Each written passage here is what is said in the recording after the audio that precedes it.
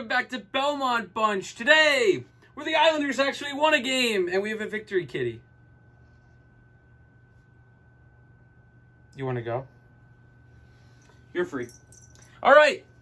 So, the New York Islanders finally win a game for the first time in a month and a day. Goodbye, Shadow. Yes, I am that much of the hockey guy that even I named my cat Shadow. 12 years ago, I knew he was going to start a channel. Anyway, the Islanders win this one 5-3, and we beat the third worst team in hockey, so we're back, naturally. So I have been pretty vocal about the fact that I think the season's over. Now that I say that, I feel a little bit ridiculous, but we are, like, I don't know, quarter of the way in. So I'm going to stick by that. And, the Islanders barely beating a terrible Ottawa team is not going to get me back on board yet. The Isles did not look great. They managed 5 goals, but that's kind of because you could score on Ottawa on accident. And the Islanders kind of did that at one point tonight. But the first period was terrible. Every time, and I think I talked about this last video, every time the Islanders start to kind of get going, they commit a stupid penalty, and they did that a couple times tonight. So Chara takes a really dumb penalty early on. Pelech was guilty of a penalty, although, I don't know, a good lawyer could have gotten him out of that one, because that looked like a stick lift. But either way, the Islanders committing 2 penalties in the first. That was not helpful for their shot totals. But even then, even 5-on-5, the Islanders just refusing to put pucks to the net. And really playing a stubborn Barry Trotz game. And I think I'm finally going to lay into Barry a little bit and say that it's an embarrassment that we're still icing Zdeno Chara. If you were confident enough to play Robin Salo 20 to 21 minutes a night, 1 minute, and nothing changed, there weren't terrible giveaways, and, he didn't look out of place, why is Chara still playing? Why? And why go to bat for him when he just commits penalties and puts the rest of the team behind the 8 ball? I don't get it. And Chara's always like, he's always losing his mind. I didn't do anything. The NHL has passed him by. He is not an NHL quality player. I get there's intangibles, and that's a Lou thing, but Barry's utilization is just inexcusable. And I'm tired of it. I'm tired of him committing stupid penalties and then thinking he didn't do anything wrong. So that didn't help the Islanders in the first. The Islanders only put 3 shots actually on the net, and just not good. Second period, they get the goals going at least. It started with Anders Lee chipping one in. Sorry, I just heard something. It started with Anders Lee chipping one in. Josh Bailey, who has been awful this year, at least got a pass on target to a stationary Anders Lee, so I'm sure that helped. Anders Lee attempting that wraparound, doesn't get it, but good job on a tough angle on that rebound to put that in. So 1-0 there. They get another one, first we get a tying goal from Mr. Norris. This one is courtesy of just the stupidest penalty. Scott Mayfield going into the slot defensively in his own slot and just shoves the stick of Josh Norris straight into his own face. I guess he was arguing, it's friendly fire technically because it's his own stick. Don't argue that, Scott. That's a stupid play. I get that, you got to be active sticks in the slot and you got to keep sticks off the ice because you never know what's coming, but that's just a stupid play. You're facing the play. You know what's happening. You know the puck isn't coming to you. I don't get it. Really stupid penalties, and that got 4 minutes. And then Josh Norris scores. Perfect. And it's just one of those years where, just the energy is off and everything feels like it'll go wrong. Feels like we're going to have a Maple Leafs Rangers Eastern Conference final. One of those teams will find a way to win the cup. Kind of just like that. One of those years. So, Anders Lee got the first. Josh Norris responds. Oliver Wahlstrom gets a nice one. In alone off of some good bounces.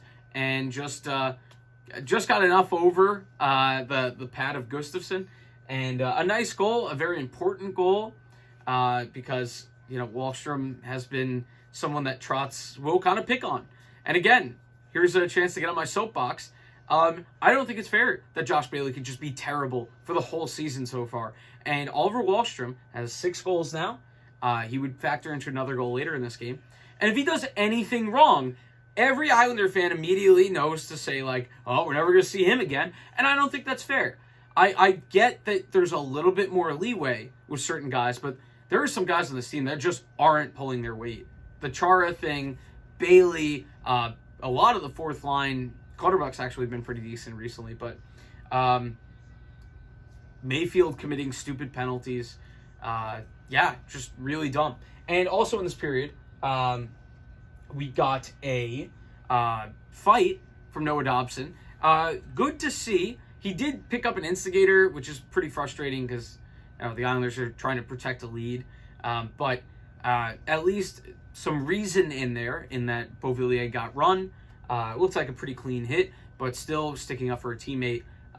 Noah Dobson jumps in and fights Tim Stützle, so that was pretty fun and good for team chemistry and good to just show that you care, because there were times Adam Pelech didn't even argue his penalty, and I get how much are you going to argue with the refs? They're not going to change it. You're only going to dig yourself a deeper hole. But didn't see the first period was the least passion I've ever seen from the Islanders, and we've had a lot of examples recently. But so Wahlstrom's goal, and Anders Lee gets a second one. Kind of a good bounce, just off the boards again.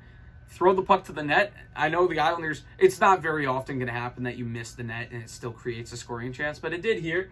And it ends up with Anders Lee, but Matt Barzal did a good job of drawing the puck loose from Gustafsson and then giving Anders Lee the chance to put us up 2 goals. And it would stay that way going into the third. By the way, Elias Sorokin, I should say, amazing save on a 2-on-1 in the first period. Again, the Islanders really over-relying on their goaltending to even stay in games against not great teams, which is not a good sign, and another sign that I'm not really back on board yet. But it's nice to score 5 goals. And Bellows gets the first of the third period for us. To make it 4-1. And this is a cool little play with something I call the Twitch line, because I've seen them play Twitch together. That's Zarnak, Wahlstrom, and finished off by Bellows. And this is a good forecheck from Wally. So I hope Barry saw that, who gets it down low to Zarnak, gets it right off his stick to Bellows. Wide open snapshot. Great shot. That's one of Bellows' best attributes. And it's 4-1. And we're set, right? No. Nick Holden, just a couple of minutes later, it shoots it. It's tough because it's off the skate of Dobson. But the Islanders just allowing a defenseman to drive towards the slot. Not fun. So 4-2. Got a game again. Oh, no more game. A logo shot is coughed up by Gustafsson. Good Lord, he's bad. And J.G. Pajot gets one. And that's one where, we got gift wrapped a goal. Not good goaltending. It's a logo shot coughed up. But big for J.G. Pajot. And you can tell what it meant to him.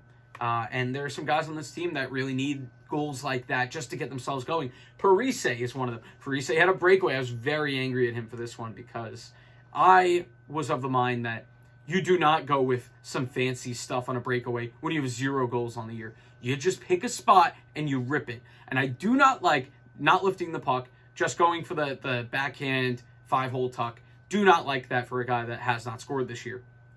That's just me. That's a thing I have. So Pajot's goal makes it 5-2. Oh, we're set again, right? Nope. Giveaway by Wally. We'll see ya. Goodbye, Wally. It was nice while we had you. And the power play tonight moved the puck fine on the first one. And the second one ends in a shorthanded goal by Alex Formenton. So there goes Wally. There it goes, everyone. It was fun while it lasted. It's 5-3. The Islanders hold on. Anders Lee almost had an empty netter. Doesn't get it. It would have been a hat trick. So what do we take out of this? We take a little bit. The Islanders beat a terrible team. A terrible, terrible team. I know the Islanders are not a good team right now. But I think there's more of a chance of the Islanders making a run than Ottawa. I don't think that's a crazy thing to say. I don't think my bias is involved there. And it is a 4-game point streak now. Whoa. And they are getting helped by the fact that Columbus is on a slide and New Jersey isn't playing great. So there are some things starting to go their way.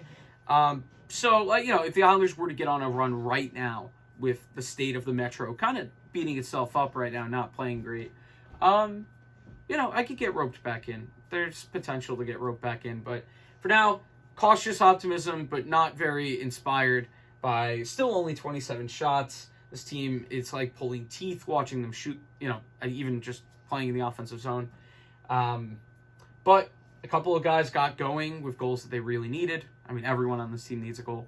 But, Ilya Sorokin played well, and we are on to Nashville, I guess. And if they can keep up the point streak through the rest of this week with Nashville and Jersey, then maybe you'll have my attention. But for now, just enjoy it. Let's enjoy the win. I know this whole video was me not enjoying it, but let's enjoy the win.